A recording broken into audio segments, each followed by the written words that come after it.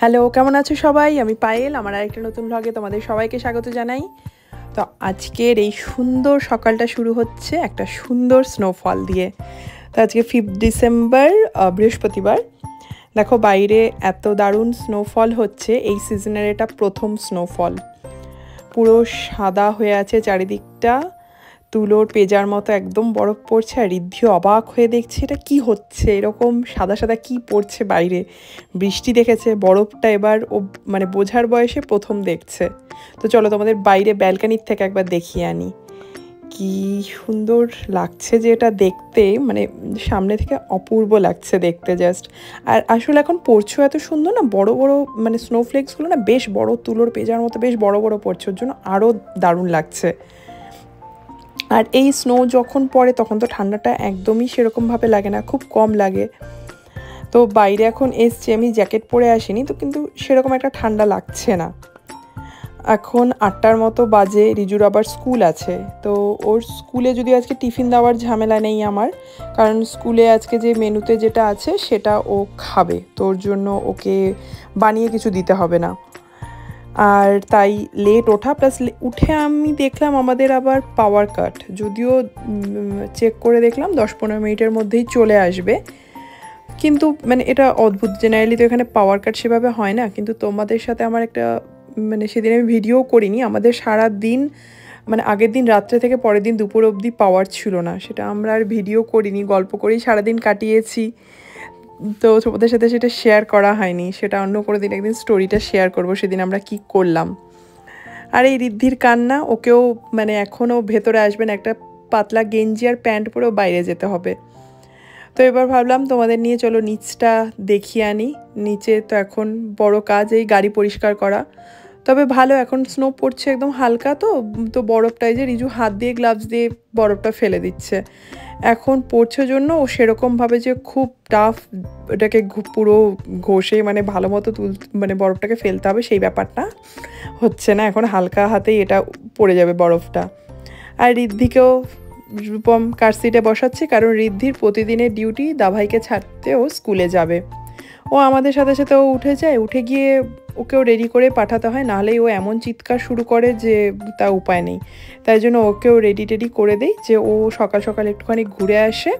ওই গাড়ির মধ্যেই থাকে, কিন্তু ওই ঘোরাতেই ওর মজা, যে ও একটু ঘুরতে যাচ্ছে কম করে, বাড়ির থেকে বাইরে বের হচ্ছে। তাই জন্য ওকেও পাঠিয়ে দিই, ও ঘুরে এসে তারপরে নর্মাল আবার তো সেই বাড়িতেই থাকবে, কিন্তু এই ঘুরে আসাটা এটাই, তাকে স্নো পড়ছে তার মধ্যে ওকে পাঠিয়ে দিচ্ছি। আর এই দেখো রিজু যাওয়ার সময় পর্যন্ত স্নোবল একটা আমার গায়ে ছুঁড়ে দিয়ে গেল। আর আমার না এই একটা কাজ করতে দারুণ লাগে, এই বরফ পড়ে থাকে তার মধ্যে নাম লিখতে, কিছু আঁকতে, এটা আমার প্রতি বছর এটা না করলে এটা ভালো লাগে না। তো প্রতি বছরের মতো এবছরও একবার নামটা লিখে দিলাম গাড়িতে। বাইরে আজকে ভাবছি রিজু ঋদ্ধি যখন ঘুরে আসবে, রিজু তো আসবে তখন তো বরফ তো আর থাকবেও কিনা, কারণ বরফটা পড়া 1-2 ঘন্টার মধ্যে স্টপ হয়ে যাবে। আর ঋদ্ধি আসলে ভাবছি ঋদ্ধিকে একটু বাইরে নিয়ে যাব খেলতে পেছন দিকটাতে, কারণ অলরেডি প্যাকড হয়ে আছে, ও স্নো প্যান্ট জ্যাকেট প্যাকেট সব পরে যাচ্ছে। তো একবারেই নিয়ে যাব, কারণ স্নো পড়লে তো ঠান্ডাটা কম লাগে, তাই তখন ওকে নিয়ে গেলে ভালো, কারণ পরে 1-2 ঘন্টা পর স্টপ হয়ে গেলে তখন ঠান্ডাটাও বেড়ে যাবে, তখন আর নিয়ে বের করব না। আর আবার বের করা মানে আবার নতুন করে সব কিছু পরিয়ে বের করাও। তো এখন রেডি হয়ে আছে, ও আসলে এক পাক ওকে বাইরে থেকে ঘুরিয়ে নিয়ে আসবো, ও একটু মজা নিক বরফের মধ্যে, কি বুঝবে জানি না, কিন্তু যাই হোক বাইরে বেরোবে, একটু খেলবে, এটাই মজা। এই যে চলে এসছে স্কুল থেকে, দাভাইকে ছেড়ে দিয়ে আজকে আবার হেঁটে হেঁটে আসছে। অন্যদিন কোলে উঠে আসে, আজকে আবার বরফে হেঁটে হেঁটে আসা, সিঁড়ি দিয়ে এখন আবার একা ওঠারই ওর চেষ্টা। বড় হচ্ছে, সব একা একা সব কিছু করতে হবে না। তাই যে বললাম ওকে নিয়ে বের হবো, তাই ব্যাক ডোরে চলে এসছি, এদিকটাতেই ওকে নিয়ে বেরোবো, কারণ পেছনে ওই যে ঘাসের মধ্যে এত সুন্দর পড়ে আছে, আর অনেকটা স্পেস তো পেছনটাতে। রিজুও তো দেখেছো তোমরা, যখন আমরা উপরে থাকি ও খেলার জন্য বন্ধুরা মিলে সব বাইরে এখানটায় খেলে সামনের মাঠটাতে, তো এই জায়গাটাতেই ঋদ্ধিকেও নিয়ে যাব। ঋদ্ধি যে টুপিটা পরে আছে, এই টুপিটা আসলে রিজুর ছোট্টবেলার, রিজুও যখন মানে রিজুর এটা ফার্স্ট টুপি কেনা হয়, ও যখন 3 মাসের তখন ফার্স্ট স্নোফল হয়েছিল। তখন ওকে নিয়ে বেরিয়ে সেই ফটো তুলেছিলাম, তো তখনও এই টুপিটা পরেছিল, তো সেটা যত্ন করে রাখা আছে, সেটাই এবার ঋদ্ধিকে পরিয়ে বের করেছি। আর এই যে কি অবাক হয়েও দেখছে কি হচ্ছে এসব, কিন্তু মজা তো পেয়েছে। এবার উঠে একা একাই সিঁড়ি দিয়ে উঠে এবার পুরো খোলা মাঠ, এখানে আবার দৌড়ে বেড়াবে। দেখ মজা করুক কিছুক্ষণ, প্যাকড আছে অলরেডি, আর ঠান্ডা তো কিছুটা তো লাগবে। যাই হোক বাড়িতে গিয়ে একটু ভাবছি সর্ষের তেল মালিশ করে দেবো হাতে পায়ে, তালুতে আর পিঠে বুকে। এটা রিজুকেও প্রতিবার করি, মানে এখনও অবধি করি। ও যখন বরফে এরকম খেলে আসে তারপরে ওকে সর্ষের তেল ভালো মতো মালিশ করে দেই, তো তাতে তো ঠান্ডা লাগাটা একটু নাকি কম হয়, তাই জন্য আর কি সেটা এখনও করে যাই। আর দেখো কি দারুণ লাগছে দেখতে, যে আমার নিজের প্রতিবার দেখি, প্রতিবার আমার এত ভালো লাগে, যতই দেখি না কেন মনে হয় যে এই প্রথমবার দেখছি। স্নোফল তো আমার সব সময় ভালো লাগে। আর বাড়ি যাদের থাকে তাদের অসুবিধা, তারা স্নোফল একদম ভালো লাগে না, তাদের সব কিছু পাথওয়ে থেকে শুরু করে সব কিছু পরিষ্কার করতে হয়, তো তাদের কাছে সেটা বিরক্ত যে কেন স্নোফল হচ্ছে। তো আমাদের তো সেই টেনশনটা নেই, সোসাইটির লোক সব পরিষ্কার করে দেয়। তো বললাম অনেকক্ষণ হয়েছে এবার নিয়ে যাব, তো চলে যাচ্ছে। বললাম ওকে ঘরে নিয়ে এসে, তাই একটু সর্ষের তেল নিয়েছি, ওটাই হাতে পায়ে জাস্ট তালুতে একটু মালিশ করে দিচ্ছি। তো ভালো চুপচাপ ভালো ছেলের মতো বসে আছে, ও তো জেনারেলি এরকমভাবে থাকে না। এই যে এবার গায়ে দেওয়াতেই ওর এবার সুড়সুড়ি লাগছে মনে হয়, দেখো হাসিতে ও আর দিতেই দেবে না। চলো ওকে এইসব করে একটু ব্রেকফাস্ট বানিয়ে নেই। আর কিছুই নেই, উত্থাপামটাই বানাবো, কারণ উত্থাপাম মিক্সটা আনা আছে, তো এটাই ইজিও বানিয়ে নেওয়া। এটা পেটেও থাকে বেশ কিছুক্ষণ, অনেকক্ষণ পেটটা ভরা থাকে। এটা আর একটা ডিম সেদ্ধ হাফ বয়েল, এটা খেয়ে নেব। ওকে নিয়ে ঘুরিয়ে আস্তে আস্তে একটু দেরি হয়ে গেল, 10টার মতো এখন প্রায় বাজে।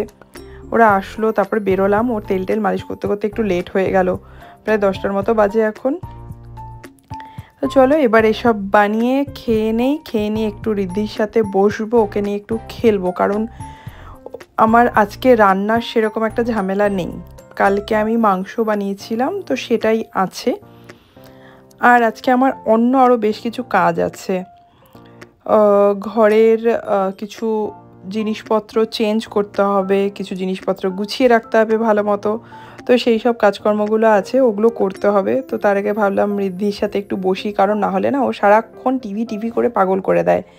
তো টিভির অভ্যেসটা খুব বাজে, মানে একটা অভ্যেস হচ্ছে। যদিও কাজ যখন থাকে কিছু করার নেই, একা ওই ম্যানেজ করতে গেলে অনেক সময় তো ওকে টিভি চালিয়ে দিতে হয়, নাহলে রান্নাঘরে গিয়ে বিরক্ত করবে, কান্না করবে। আর রূপমও ওখানে দরজা বন্ধ করেও কাজ করে, তো কিছুই মানে কারো কাছে যেতে পারে না, খেলার আর কেউ নেই। একটুখানি কোনো কিছু নিয়ে খেললো, তারপরে ও বিরক্ত হয়ে যায়, হয়ে গিয়ে আবার মানে আমার ওখানে চলে যায় রান্নাঘরে, কিছু এবার করতে হবে। তো কোনো সময় কোনো অপশান না পেয়ে টিভিটা দিতেই হয়, কিছু করার নেই। আজকে দেখলাম একটু যখন ফাঁকাই আছি, তো ওর সাথে বসে একটু খেলি। আর এই যে বললাম চিকেনটা করা আছে, আর এটা না কাবাব আমাদের পাশের ঘরেরও বানিয়েছে, ওর ওয়াইফ খায় না চিকেন, কিন্তু তাই জন্য ওর ঘরেও বানানো অ্যালাউড না, তো আমার ঘরে ম্যারিনেশন করে কালকে রেখে গিয়েছিল, আজকে কাবাবটা বানিয়েছে। কাবাবটা দারুণ হয়েছে খেতে, খুবই ভালো। আর এই যে চিকেন, এটা রুটি দিয়ে খেয়ে নেব, রুটি বানাবো, রুটি দিয়ে খেয়ে নেবো দুপুরে, আর ভাত টাত করবো না, রুটি দিয়ে খেয়ে নেব। আর বাইরেটা দেখো, এখন বাইরে বরফ পুরো পরিষ্কার প্রায় হয়ে গেছে, মাঝখানে একটু রোদও উঠেছিল, ওর জন্য বরফটা মানে অলমোস্ট গলেই গেছে। রিজুও স্কুল থেকে আসার টাইম হয়েই গেল প্রায়, ও এখনই চলে আসবে।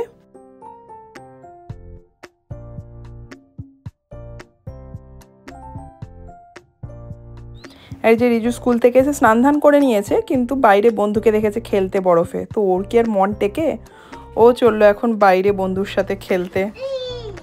ঠান্ডা কান্ডাকো কান্ডাকো,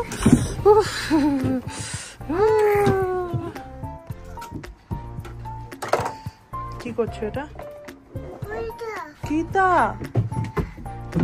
हाँ हाँ हाँ, सुबह मैं लेकर गई थी इसको, जब पूरा गिर रहा था, रिजू स्कूल गया उसके बाद।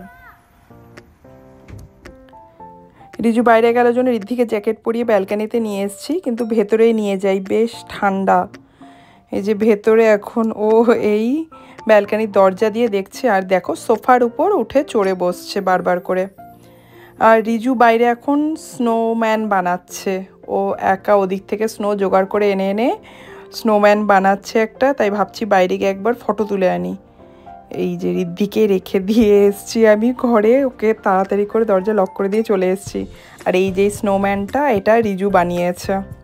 যাই হোক, যেরকমই হোক, প্রথম ট্রাই করেছে, মানে যথেষ্ট ভালোই বানিয়েছে। আর বানানো ব্যাস, সাথে সাথে আবার ভাঙার জন্য রেডি হয়ে গেছে। ফটো তোলা মাম্মা হয়ে গেছে, ব্যাস এবারে আমি ভাঙতে পারি, ব্যাস ভেঙে দিল। তো চলো আমি যাই, রিদ্ধিকে আবার রেখে এসেছি, ও তো কান্না করে ফাটিয়ে দিচ্ছে নিশ্চয়ই, কারণ ও দেখেছে আমাকে বের হতে। ও আবার বের হতে আবার রিজু ডাকছে, এই যে ও ওইদিকে দৌড়ে যাবে, ওটা আমাকে দেখতে হবে এই বরফের মধ্যে। এখন তো সেভাবে বরফ আর পড়েই নেই, যেটা প্রচুর বরফ পড়ে থাকে তখন এর মধ্যে দৌড়ে গিয়ে যেই মজাটা সেটা এখন নেই। তাও ওই প্রথমবার সেই মজাটা ও ছাড়তে চায় না।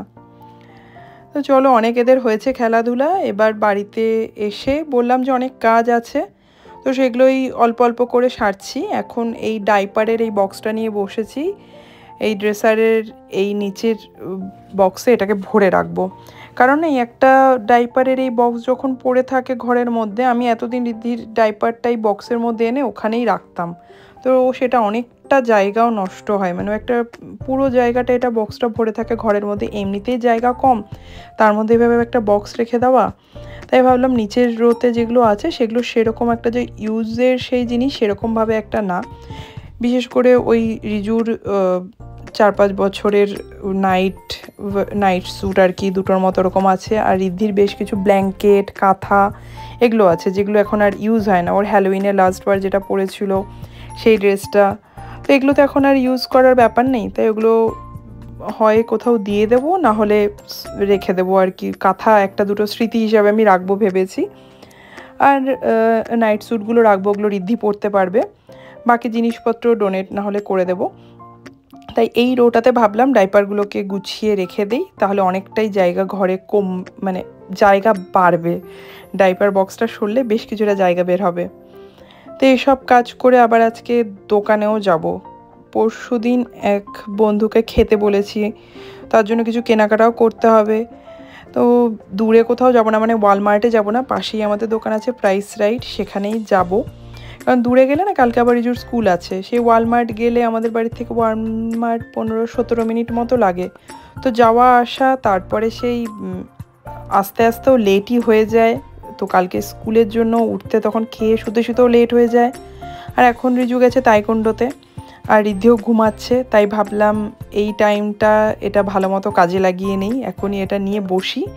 কারণ রিদ্ধি জেগে থাকলে তো হয়ে গেছে, ও এসে আমি ডাইপার ঢোকাবো, ও একটা একটা করে মানে সুন্দর করে বের করে দেবে। তো রিজুরা এলে তারপরে দোকানে যাব, দোকানে গিয়ে যা যা কেনাকাটার আছে কিনে নিয়ে আসবো। তো আমি রেডিও হয়ে নেই ততক্ষণ, ওরা আস্তে আস্তে। দোকানে এসছি, আর একটা জিনিস তোমাদের সাথে শেয়ার করি। এই দেখো এই কচুটা, এটা জেনারেলি না ইন্ডিয়ান দোকানে কখনো কখনো পাওয়া যায়, আর আমাদের ইন্ডিয়া মার্কেটটাতে খুব কম যাওয়া হয়, আমরা প্যাটেলেই বেশি যাই। তো প্যাটেলে না এই কচুটা পাই না, তো আজকে এখানে প্রাইস রাইটে দেখি এই কচুটা আছে, তো ভাবছি এটা নিয়ে যাব। জানি না গলা ধরবে কি না, আমাদের ওখানকার কচুর মতনই তো মনে হচ্ছে। এই কচু মা যখন আসে, মা ইন্ডিয়ার থেকে নিয়ে আসে, আমাদের ওখানে ইসলামপুরে এই কচুটা খুবই ভালো পাওয়া যায়। আর মার হাতের ওই কচু বাটা রান্নাটা এত ভালো হয় খেতে, তো মা প্রতিবার আসে যখন, তখন কচু নিয়ে আসবে সাথে। তো যাই হোক, এখনও অবধি কচু আটকায়ও নি, নিয়ে আসতে পেরেছে, খেয়েছি আমরা খুব ভালো মতো, 2-3বার করে এতটা নিয়ে আসে। তো ভাবছি একটা নিয়ে গিয়ে ট্রাই করি, জানি না গলা ধরবে কিনা, তো নিয়ে গিয়ে একটা দেখি খেয়ে কেমন হয় খেতে। আর এই যে রিদ্ধি রিজু দুজনেই বসে আছে, আর রিদ্ধি আজকে যাকেই দেখছে সবাইকে শুধু হাই হাই করে যাচ্ছে। তো চলো, কেনাকাটা হয়ে গেছে, এবার বাড়ি ফিরি। ব্লগটা আমি এখানেই শেষ করছি। তোমাদের কেমন লাগলো অবশ্যই জানিও, ভালো লাগলে লাইক করো, চ্যানেলটাকে সাবস্ক্রাইব করো। সবাই ভালো থেকো, সুস্থ থেকো, সাবধানে থেকো।